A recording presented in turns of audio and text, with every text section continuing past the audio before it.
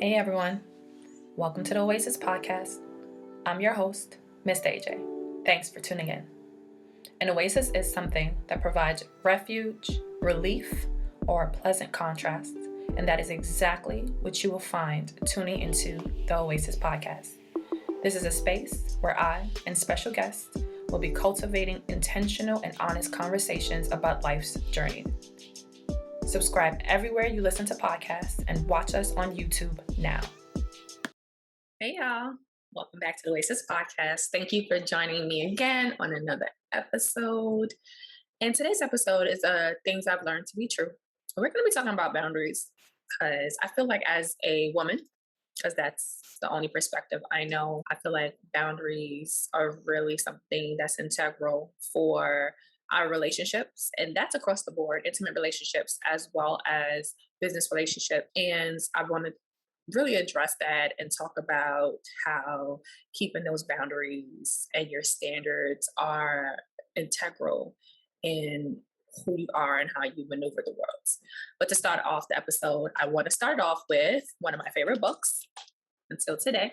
As you can see, I get a lot of reads out of here. I use this book very much so. And I want to start off the episode with one of the passages that I read recently. And it starts out by saying, "It is for your own good that you must ask for what you need up front. It may make you a little uncomfortable at first. In the end, it will save you a lot of grief.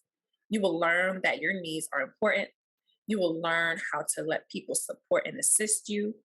You will learn that you don't have to muddle through without the things that are necessary. To do that makes you bitter, which doesn't benefit anyone." So I read this the other day and I felt like, wow, like this is on point.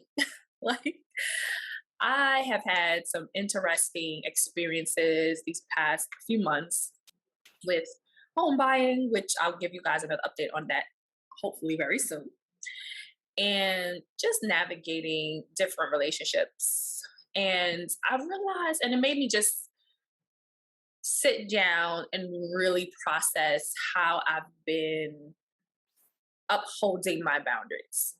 And I realized that in this healing journey, it's sometimes for me, sometimes very difficult to know when to keep those boundaries up as a form of no. The difficulty comes for me with the boundaries when I'm trying to decide if the boundary is something that's necessary in a particular situation, because I don't know if it's a trauma response and that's making me want to, put up a boundary, or if it's necessary to keep my healing. And that's what I've been finding has been difficult. And as I sat back recently and looked over the past few months about how I've been handling keeping my boundaries up, I have not been doing a good job of it. And I can own up to that. I'm not gonna sit here and blame other people because people are gonna people, right? People gonna do what they do. But it's up to you to show people how to treat you. It's up to you to show people how to love you. And boundaries help you accomplish just that. And so I've realized in me trying to be hyper focused on not reacting in an old way that I haven't enforced my boundaries in the ways that I needed to enforce them. And that essentially left me pissed off. Like I was pissed, like mad in so many different ways for so many different reasons, but they all had to do with, at the end of the day, me not enforcing my boundaries and me not speaking up about what my standards are and moving and navigating from that space. And so, of course, these are how I usually have these things I learned to be true episodes. I wanted to share what I learned just so that maybe it can help someone else who have been struggling with that or maybe in the future might struggle with it. You can have this, I guess, to refer to. So I feel essentially that being a woman, it's difficult, I think, to really uphold your boundaries Because when you are stern, when you are sticking to your guns, you're viewed as difficult. You're viewed as trouble. You're viewed as too aggressive. And I personally struggle with that because out the gate, I don't have to say nothing to nobody. I walk into a room and people automatically have this idea of me of being, oh, who she thinks she is. Oh, you know what I mean? That I have a look on my face or how I carry myself. And I've been told this over years and years and years when I could be walking in the room thinking about cotton candy. Like, I'm not even thinking about y'all. But it comes off that way. And so I've been vigilant, I guess you can say, about how I present. And that for me ties into my boundaries and my standards at times, right? Sometimes I can be really, look, this is what it is, this is what it ain't, and I am not wavering. But more recently, again, in healing, in going through therapy, and being more vulnerable, I've been trying to navigate that space of being more open and vulnerable, but also not letting people fuck with me, right? Like, because that's what boundaries essentially are. So, boundaries are for you, they protect you, they keep you safe, right? And they keep you safe and intact, meaning so that if you have been unwound, if you have been in a place where you weren't happy with yourself or just all over the place, boundaries keep you together. And it shows the love you have for yourself because when you put in boundaries for other people, it shows other people how to love you. And therefore it shows that you have a level of love for yourself. And I think that it's hard. It's hard to set boundaries, but it's harder to be consistent in keeping them. And I think that's where I struggle. I can set the boundaries, but then it's hard for me to keep them. It's hard for me to make sure I'm consistent. And it depends on the who and the what, of course, but there's a level of difficulty there. And I felt that in hindsight and sitting back and looking at how these past few months have gone, I've not been upkeeping my boundaries. And it's left me in that space of like, now I'm upset. And now I'm like, fuck all that. Like, nah, you know what I mean? And that's not going to be helpful for anybody, especially not myself. Like, I don't want to have to operate from that space. And it's not good for, my dynamics or relationships. Now, some relationships and some dynamics then get cut off, period. I ain't dealing with them again. I can't give too much because we're going to talk about that in another episode. But then there's others that's like, no, I want to keep them.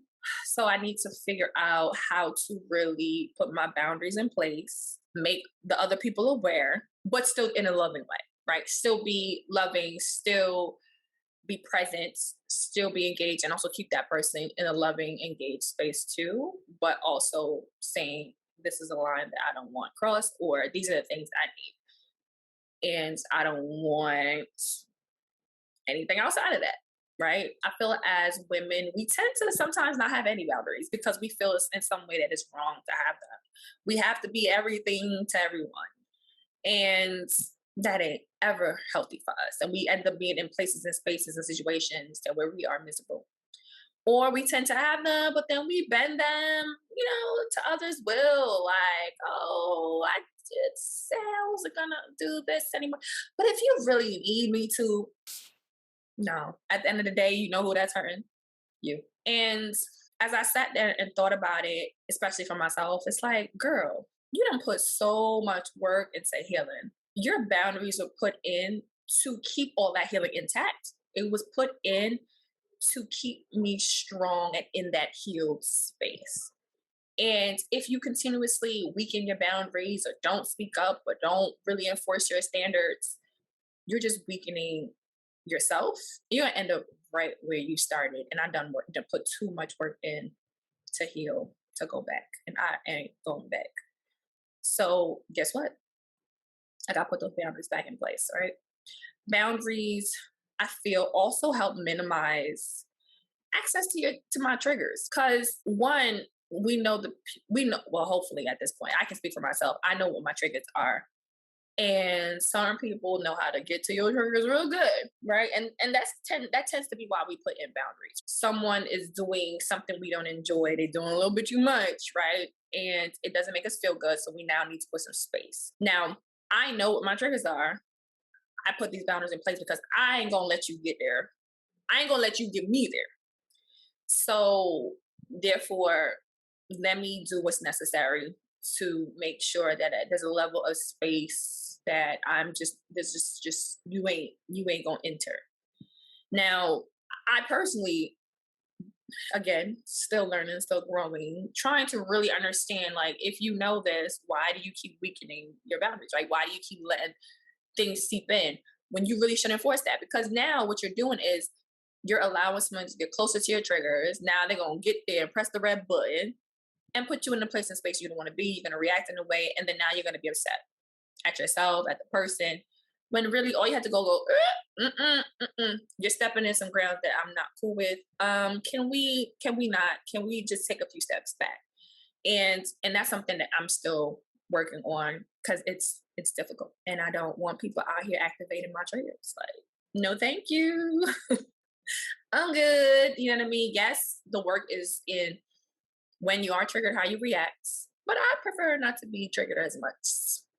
Like, I can react to it, and I'm learning again more and more every time how to deal with my triggers when I am activated, but I'd rather just not let people activate my triggers, right? Because at that point, it's like, can you blame them? No, because you could have really did more so that they never even got to that place in space to activate those triggers. So learning to put those boundaries in place, and people just gotta adhere to those boundaries. People that care about you will respect it. They will. Those who don't give a fuck and they feel they can do what they want when they want to you are not going to respect your boundaries, and therefore should not even be in your life. And I am thankful I don't have many of those people. Still have a few, because they're not easily get riddable. But for those people, those boundaries are extra sturdy, and I don't have issues with those people. It's the ones where they fly under the radar a little bit. They might be temporary relationships, so you're not really sure how to enforce the boundaries, because you're not 100% sure how well. You don't really know them that well. You don't know how to respond. And that's what I was finding myself these past few months, kind of trying to navigate. But nah, sis, I dropped the ball on that one. I should have kept my boundaries up and not wavered on what I wanted and how I wanted it. And that's on me. I take that out and I'm learning from it. And now I'm sharing what I learned, and I can pass it on to you all. And people ain't gonna like when you put your boundaries up, right? But it's really not about that at the end of the day. It's about you. It's about your safety. It's about your mental, emotional health, and it's about your healing. And people hate when you put up boundaries, because at the end of the day, essentially what it means is they can't have access to you in the way that they want to, in the way that they used to have access to you, right? And just like what Fat Joe said, yesterday's price is not today's price. And I just find that to be so applicable when it comes to boundaries is that people, especially who've known you for a long time or a good amount of time, they feel like, oh, well, when you had your boundaries down, oh, wait, I used to be able to do this. Oh, why now I can't do that? I used to pay this price. Why now I can't pay this price? Because that was yesterday, fam. Yesterday I slipped up. Yesterday I was, for whatever reason, not upholding my boundaries. I had a slip. Today my price done went up. Today my boundaries went up. Back up. Pay me a balance. You know what I mean? And that's just what it has to be. And there's a level of fuck it in there, but it's not a fuck it of like, fuck you, I hate you, or fuck everything. It's a matter of fuck out of here. And it's about self-preservation. You know what I mean? It's not by any means necessary. I'm trying to choose the best means, but at the end of the day, it's about me. So people don't like it, they ain't gonna like it. And that's okay.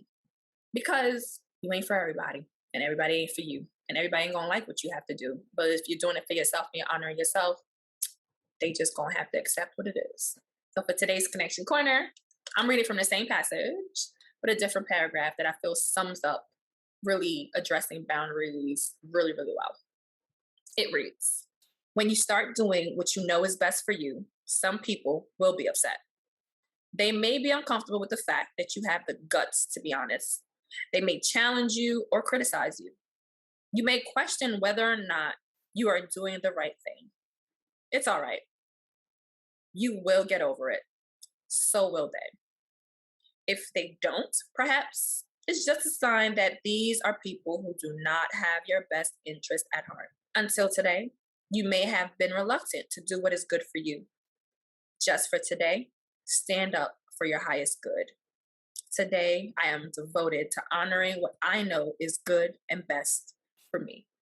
Thank you for joining us. Thank you for tuning into this week's episode of the Oasis podcast. I hope you were able to find something that resonated with you on your journey. Don't forget to subscribe anywhere you listen to podcasts and YouTube.